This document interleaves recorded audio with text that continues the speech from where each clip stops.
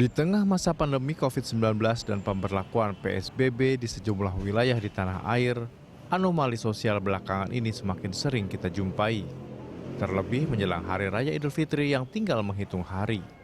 Di pasar-pasar tradisional maupun jalan raya di Jakarta, himbauan menjaga jarak aman dan penggunaan masker untuk memutus mata rantai COVID-19 seolah tak berbekas.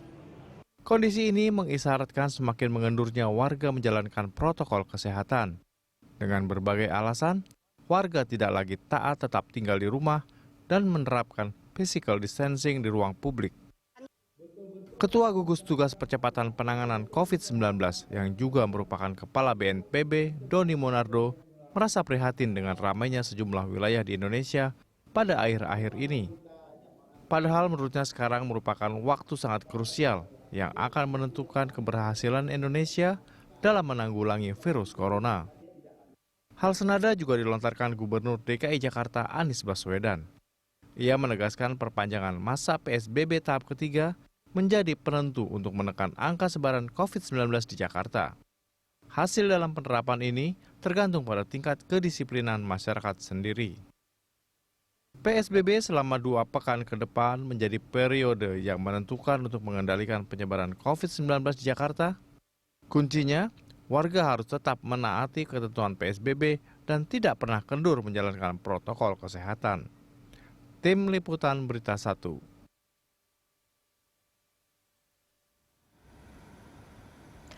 Pemirsa, libur PSBB jangan kendur. Itulah topik Morning Talks kita pagi ini. Dan untuk membahasnya kita telah terhubung melalui sambungan Skype dengan Sosiolog Universitas Indonesia, Imam Prasojo. Selamat pagi Pak Imam. Selamat pagi. Sehat selalu ya? Alhamdulillah. Baik, ini kalau kita lihat mungkin Pak Imam juga sudah melihat beberapa video juga, mungkin sekitar 1-2 hari belakangan ini kita lihat pasar-pasar, baik pasar tradisional maupun pasar-pasar yang mungkin memiliki toko-toko barang-barang retail begitu sudah mulai beroperasi dan mendadak diserbu oleh masyarakat. Padahal sebenarnya PSBB kita belum dilonggarkan. Anda melihatnya apakah ini bisa disebut sebagai anomali sosial di tengah pandemi COVID-19 saat ini? Sebetulnya ini bisa diprediksi ya dengan tingkat kedisiplinan warga kita yang sebagian masih begitu relatif rendah. Okay. Nah, pada saat yang sama juga penegakan hukum yang masih belum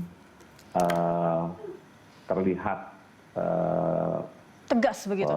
Tegas ya. Tapi pada saat yang sama ada sebuah kebutuhan yang begitu mendesak ya dari dalam memasuki Lebaran ini yang diikuti juga dengan pengaturan pusat-pusat perbelanjaan yang tidak menyebar, yang artinya tidak diregulasi secara berbeda ya, masih terpusat di pasar-pasar tradisional, masih tempat-tempat seperti Tanah Abang dan lain-lain ya. Jadi tidak ada pengaturan baru sehingga orang menumpuk di satu tempat. Nah, seandainya misalnya dibuat distribusi pusat-pusat belanja baru, ya, terus kemudian ada juga misalnya diikuti dengan gerakan menjemput konsumen ya ke perumahan-perumahan, mungkin pedagang-pedagang keliling dikerahkan dan juga didorong gerakan belanja online, mungkin penumpukan seperti itu bisa dikurangi. Tapi lagi-lagi penegakan hukum yang lebih lemah, kesadaran masyarakat juga masih rendah, sudah gabungan dari begitu banyak faktor tadi, nah akan akhirnya berakhir dengan sebuah perilaku yang seperti kita lihat tadi. Oke, berarti bisa tidak kalau kita simpulkan sebenarnya masyarakat kita ini masih bisa diatur.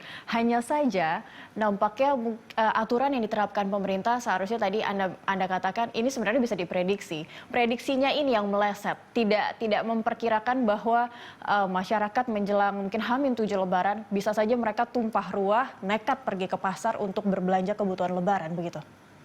Ya, memang kualitas disiplin masyarakat kita agak berbeda ya dengan negara-negara yang dikenal memiliki disiplin yang kuat ya, yang memang sudah terlatih.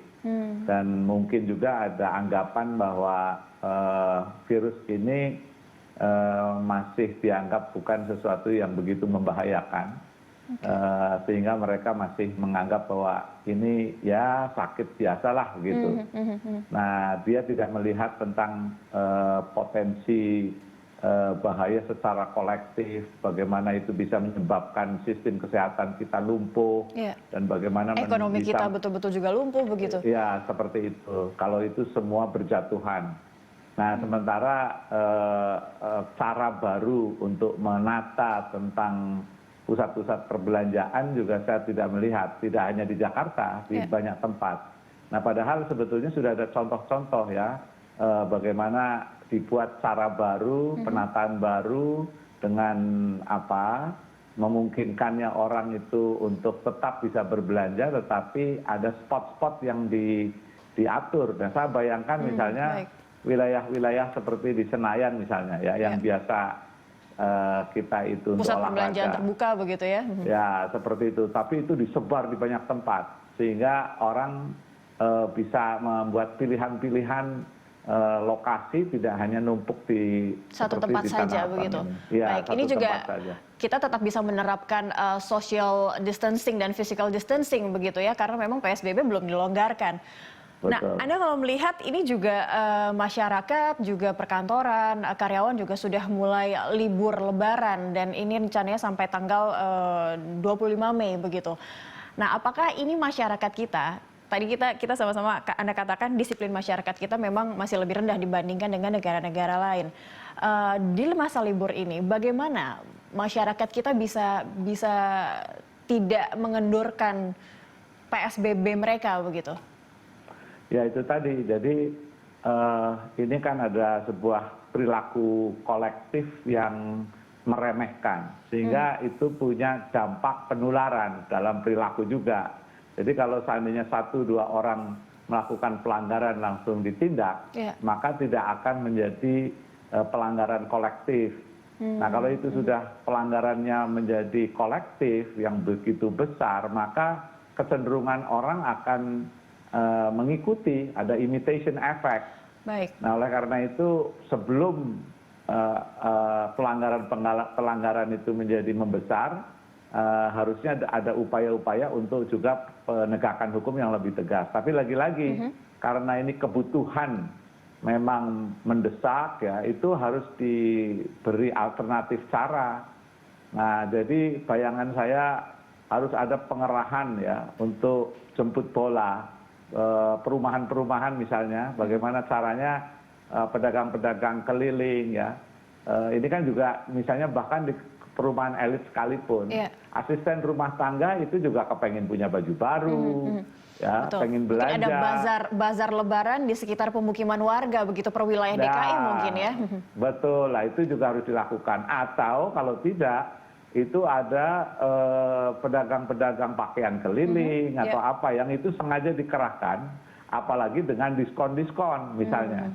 Nah, itu mungkin bisa mengatasi kerumunan-kerumunan yang seperti itu. Nah, pada saat yang sama ini kan pasar-pasar itu jadi terbuka, tidak dibatasi berapa orang yang datang. Tapi ada kabupaten-kabupaten yang sebetulnya menerapkan pasar itu dibatasi. Nah, tapi di Jakarta ini saya lihat memang ya kita sulit bicara untuk menerapkan pembatasan itu sebenarnya. Iya, harusnya bisa dilakukan. Nah, ini yang saya agak sesalkan tidak dipersiapkan jauh-jauh hari. Ya, apa boleh buat, ini Pak tidak Imam, terjadi. jika mengatasnamakan ini juga sudah masyarakat frustasi. Masyarakat ini juga tidak hanya terdiri dari pembeli saja atau konsumen, tapi kebanyakan juga penjual yang mungkin mereka sudah begitu lama menahan diri untuk tidak berjualan, tidak ada pemasukan. Lalu masa menjelang Lebaran ini menjadi hal yang mereka pikir ini sebuah kelonggaran yang mungkin bisa dipahami oleh banyak masyarakat, bahkan pemerintah. Anda melihatnya seperti apa? Ya, itu tadi. Jadi seandainya toh itu mau dilonggarkan, tapi harus ada strategi supaya kerumunan tidak terjadi. Nah, itu yang seperti yang tadi kita bicarakan. Nah, ada lagi cara lagi ya.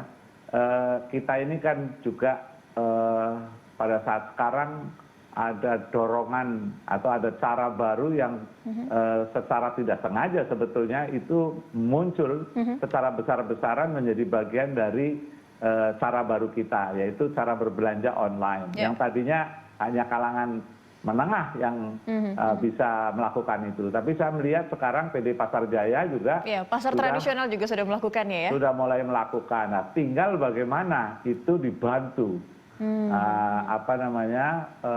dikembangkan, dibesarkan, nah, sehingga diiklankan besar-besaran, sehingga memungkinkan orang punya alternatif sambil kesadaran untuk memberitahu ya, atau gerakan untuk memberikan sosialisasi bahwa belanja berkerumun, apalagi ada peristiwa kemarin ya yang di satu mall yang ternyata kasirnya itu sudah terinfeksi, sehingga itu menimbulkan juga potensi penularan luar biasa. Lah, saya tidak tahu dengan sekarang ini begitu banyak pasar seperti ini, kalau itu dites, apakah itu juga terjadi sebuah penularan yang kita tidak tahu. Nah, ini juga bisa membahayakan kita semua. Nah, ini kalau melihat kondisi kemarin, apakah sebenarnya pemerintah juga harus jemput bola juga, tidak hanya menyediakan fasilitas berbelanja bagi masyarakat yang sudah mendekati Lebaran saat ini, tapi juga berpikir untuk karena masyarakat sudah terlanjur berkerumun kemarin, tidak ada social distancing, physical distancing, harus ada rapid test juga mungkin. Saya kira begitu. Jadi kita harus fokus terhadap rapid test di wilayah-wilayah padat, di pasar-pasar misalnya, atau di mal-mal. Jadi bisa disasar tempat-tempat yang harusnya itu menjadi lokasi rentan tertular, supaya kita bisa melakukan upaya-upaya preventif, supaya jangan sampai orang yang sudah tertular, ini masih ada beberapa hari lagi ya untuk berlebaran, dan orang mungkin akan melakukan belanja lagi.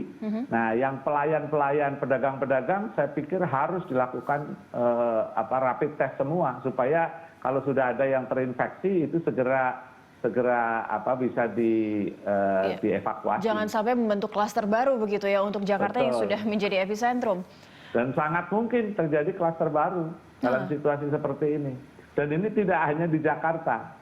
Jadi di tempat-tempat lain ya yang sudah banyak yang sudah menjadi epicentrum, sudah menjadi zona merah seperti Bandung, Surabaya, itu juga saya kira harus ada gerakan melakukan tes ya, rapid test di lokasi-lokasi seperti ini.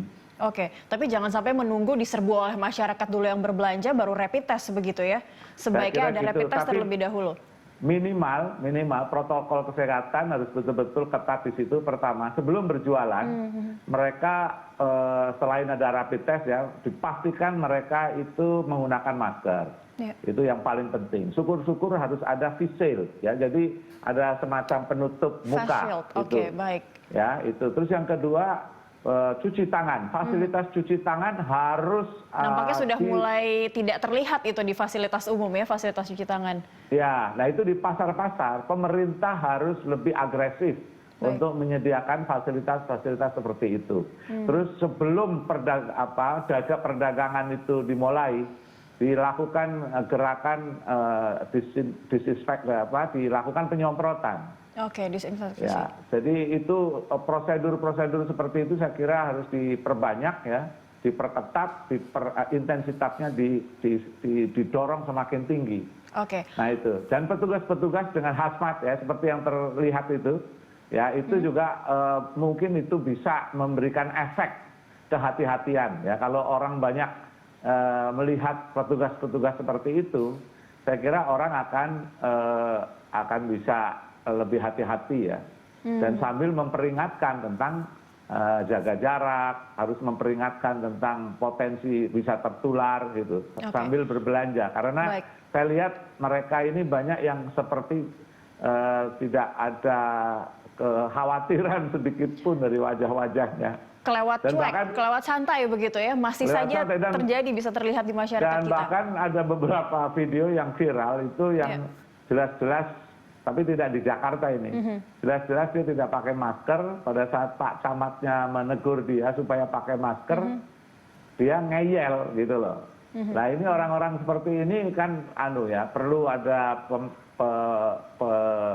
penanganan tersendiri untuk dijelaskan. Tapi kalau tadi Anda katakan memang aturan tidak tegas begitu, sementara pemerintah nampaknya juga sudah begitu ekstra mengingatkan masyarakat, tapi dari aturan sendiri juga masih belum tegas. Itu mungkin yang membuat masyarakat kita nampaknya tetap cuek karena mereka merasa ada denda, ada aturan-aturan yang harus, ada sanksi-sanksi yang harusnya dikenakan kepada masyarakat yang melanggar, tapi nyatanya tidak begitu berpengaruh begitu Pak Imam. Ya mungkin upaya ini kan nggak bisa hanya mengandalkan pemerintah. Nah oleh karena itu di setiap tempat selalu ada champion-champion, selalu ada tokoh-tokoh, ada influencer. Di kalangan pedagang saya kira juga ada tokoh-tokoh yang berpengaruh yang bisa menjadi bagian pasukan untuk penyadaran atau pasukan yang untuk menegakkan sanksi sosial. Jadi bukan hanya Satpol PP atau petugas kepolisian, tetapi masyarakat sendiri, ya di kalangan pedagang pun saya kira kalau itu direkrut dan kemudian dia diberi amanah, tolong Pak, blok Anda jaga, jangan sampai melanggar terhadap ketentuan. Misalnya. Artinya disiplin pribadi dan disiplin kolektif itu yang harus saat ini menjadi cara yang ampuh juga untuk kita bisa menekan penyebaran virus begitu. Betul, dan kemudian misalnya di mall atau di toko-toko itu para petugas toko maupun pemilik toko harus dilibatkan ya, dan kemudian kalau dia melakukan hal-hal yang baik itu diapresiasi, tetapi sebaliknya kalau dia tidak mampu menjaga, dia akan harus diberi sanksi, ya karena itu membahayakan. Nah, misalnya keterlibatan seperti itu yang harus saya kira harus didorong mekanismenya. Karena kalau hanya petugas, saya kira petugas tidak akan cukup dan mereka pun kelelahan kalau harus menghadapi petugas masyarakat. Saja dimarahi begitu ya, diomelin sama masyarakat begitu ya. Nah ini kalau beda kita lihat sekali banyak yang viral. Dengan yang saya lihat di India ya, betapa petugas itu bahkan melakukan sanksi-sanksi yang agak berbau kekerasan. Kalau kita ini malah masyarakatnya yang menghakimi petugas. Yang menghakimi petugas, betul. Nah itu dia Pak Imam, apakah kita sebenarnya perlu lebih galak lagi sebenarnya terhadap masyarakat kita? Kalau kita lihat nampaknya petugas kita sudah dimarahi lebih kencang oleh masyarakat yang jelas-jelas melanggar, tapi kita tetap santun begitu. Itu nature-nya orang Indonesia mungkin ya. Harusnya seperti apa Pak Imam?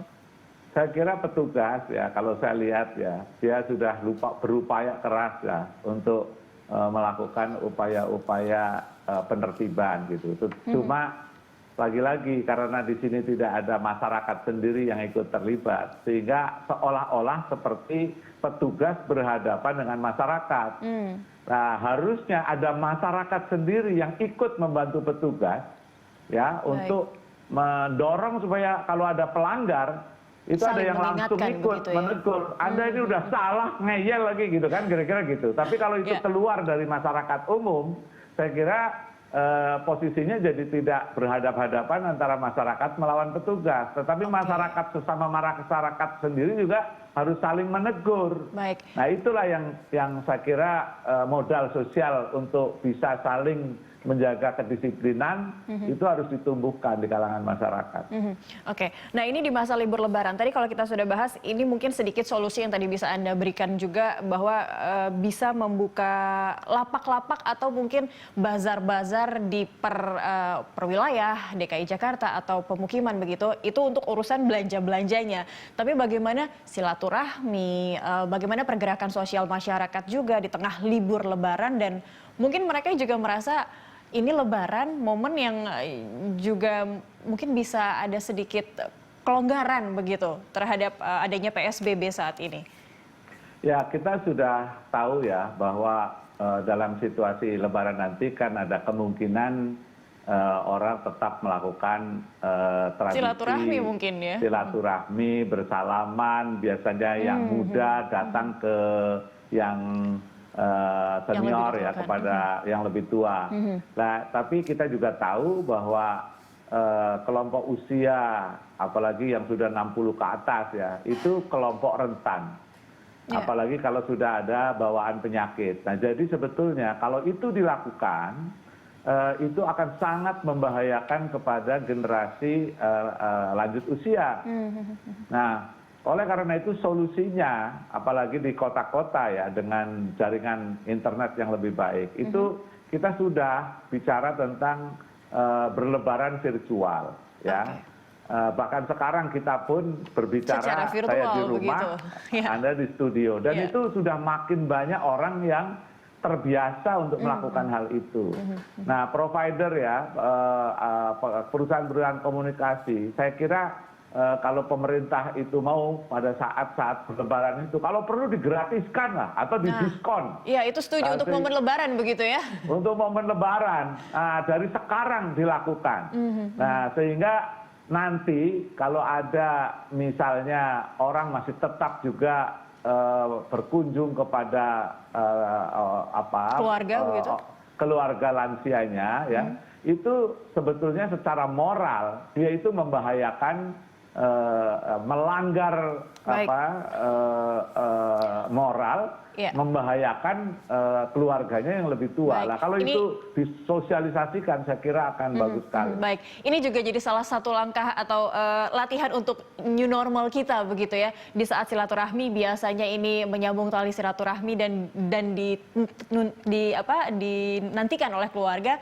Sekarang silaturahmi justru bisa saja membahayakan keluarga kita. Betul, Kita dan akan itu- kita akan jeda Ya. dulu sejenak Pak Imam. Kita akan Ya. lanjutkan di segmen berikutnya. Pemirsa tetaplah bersama kami di Good Morning Jakarta.